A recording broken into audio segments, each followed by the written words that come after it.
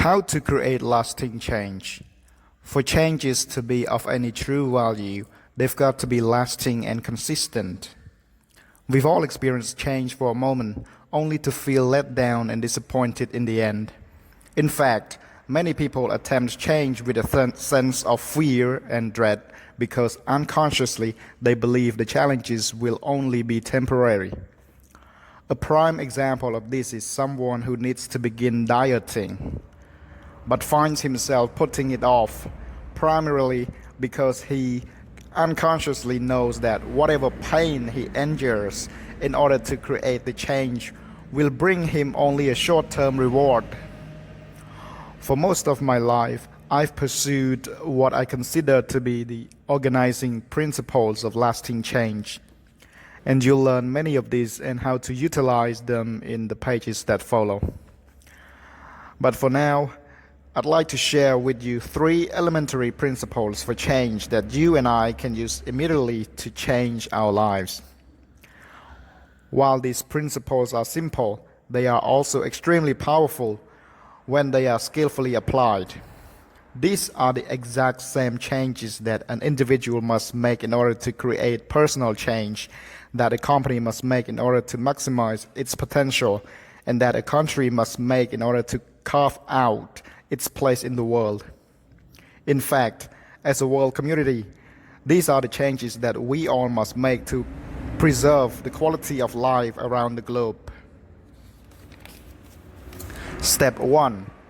Raise your standards. Anytime you sincerely want to make a change, the first thing you must do is to raise your standards.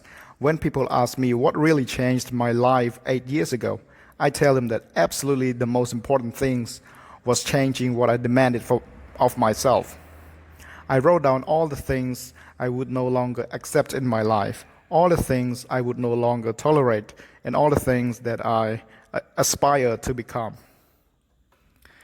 Think of the far-reaching consequences set in motion by men and women who raised their standards and acted in accordance with them, deciding they would tolerate no less.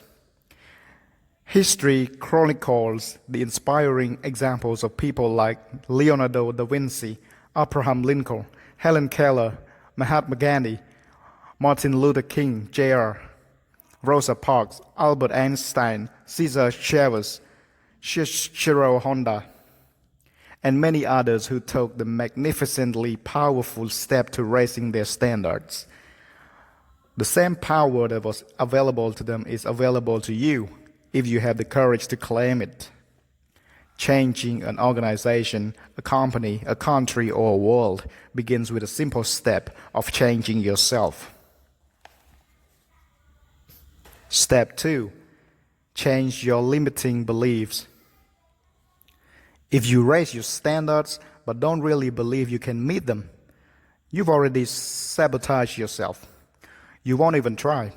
You'll be lacking that sense of certainty that allows you to tap the deepest capacity that's within you even as you read this. Our beliefs are like unquestioned commands telling us how things are, what's possible and what's impossible, what we can and cannot do. They shape every action, every thought, and every feeling that we experience.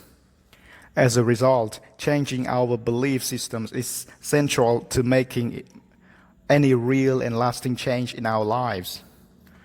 We must develop a sense of certainty that we can and will meet the new standards before we actually do. Without taking control of your belief systems, you can raise your standards as much as you like, but you'll never have the conviction to back them up. How much do you think Gandhi would have accomplished had he not believed with every fiber of his being in the power of nonviolent opposition? It was the congruence of his beliefs which gave him access to his inner resources and enabled him to meet challenges which would have swayed a less committed man. Empowering beliefs, this sense of certainty, is the force behind any great success throughout history. Step 3. Change your strategy. In order to keep your commitment, you need the best strategies for achieving results. One of my core beliefs is that if you set a higher standard and you can get yourself to believe, then you certainly can figure out the strategies. If you simply will find a way, ultimately that's what this whole book is about. It shows you strategies for getting the job done. And I'll tell you now that the best strategy is in almost any case is to find a role model, someone who's already getting the results you want, and then tap into their knowledge. Learn what they're doing, what their core beliefs are, and how they think. Not only will this make you more effective, it will also save you a huge amount of time because you won't have to reinvent the wheel. You can fine-tune it, reshape it, and perhaps even make it better. This book will provide you with information and impetus to commit all three of these master principles of quality change. It will help you raise your standards by discovering what they currently are and realizing what you want them to be. It will help you change the core beliefs that are keeping you from where you want to go and enhance those that already serve you. And it will assist you in developing a series of strategies for more elegantly, quickly, and efficiency producing the results you desire. You see, in life, lots of people know what to do, but few people actually do what they know. Knowing is not enough. You must take action. If you will allow me the opportunity through this book, I'll be your personal coach. What do coaches do? Well, first, they care about you. They've spent years focusing on a particular area of expertise, and they've continued to make key distinctions about how to produce results more quickly. By utilizing the strategies your coach shares with you, you can immediately and dramatically change your performance. Sometimes your coach doesn't even tell you something new, but reminds you of what you already know, and then gets you to do it. This is the role, with your permission, that I'll be playing for you. On what specifically will I be coaching you? I'll offer you distinctions of power in how to create lasting improvements in the quality of your life. Together, we will concentrate on, not dabble in, the mastery of the 5 areas of life that I believe impact us most. They are, number 1, emotional mastery. Mastering this lesson alone will take you most of the way toward mastering the other 4. Think about it. Why do you want to lose weight? Is it just to have less fat on your body? Or is it because of the way you think you'd feel if you freed yourself of those unwanted pounds, giving yourself more energy and vitality, making yourself feel more attractive to others, and boosting your confidence and self-esteem to the stratosphere? Virtually everything we do is to change the way we feel. Yet most of us have little or more or no training in how to do this quickly and effectively. It's amazing how often we use the intelligence at our command to work ourselves into unresourceful emotional states, forgetting about the multitude of innate talents each of us already possesses. Too many of us leave ourselves in the mercy of outside events over which we may have no control, failing to take charge of our emotions, over which we have all the control, and relying instead on short-term quick fixes. How else can we explain the fact that with less than 5% of the world's population lives in the United States, we consume more than 50% of the world's cocaine? Or that our national defense budget, which currently runs in the billions, is equaled by what we spend on alcohol consumption? Or that 15 million Americans are diagnosed every year as clinically depressed, and more than $500 million worth of prescriptions are written for the antidepressant drug Prozac. In this book, you will discover what makes you do what you do, and the triggers for the emotions you experience most often.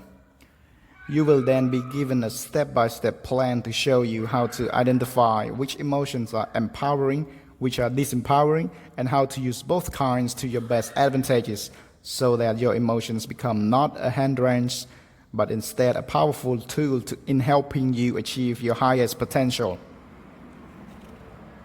Number 2, physical mastery. Is it worth it to have everything you've ever dreamed of, yet not have the physical health to be able to enjoy it? Do you wake up every morning feeling energized, powerful, and ready to take on a new day? Or do you wake up feeling as tired as the night before, riddled with aches, and resentful at having to start all over again? Will your current lifestyle make you a statistic?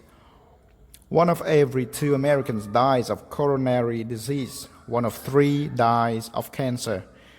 To borrow a phrase from the 17th century physician Thomas Moffat, we are digging our graves with our teeth. As we cram our bodies with high-fat, nutritionally empty foods, poisons our systems with cigarettes, alcohol, and drugs, and sit passively in front of our TV sets. This second master lesson will help you take control of your physical health so that you not only look good, but you feel good and know that you're in control of your life in a body that radiates vitality and allows you to accomplish our outcomes. Number 3, relationship mastery. Other than mastering your own emotions and physical health, there is nothing I can think of that is more important than learning to master your relationships, romantic, family, business, and social. After all, who wants to learn, grow, and become successful and happy all by themselves? The third master lesson in this book will reveal the secrets to enable you to create quality relationships, first with yourself, then with others. You will begin by discovering what you value most highly, what your expectations are, the rules by which you play the game of life, and how it all relates to the other players. Then, as you achieve mastery of this all-important skill, you will learn how to connect with people at the deepest level and be rewarded with something we all want to experience, a sense of contribution, of knowing that we have made a difference in other people's lives. I found that, for me, the greatest resource in relationship because it opens doors to every resource I need. Mastery of this lesson will give you unlimited resources for growing and contributing. To be continued.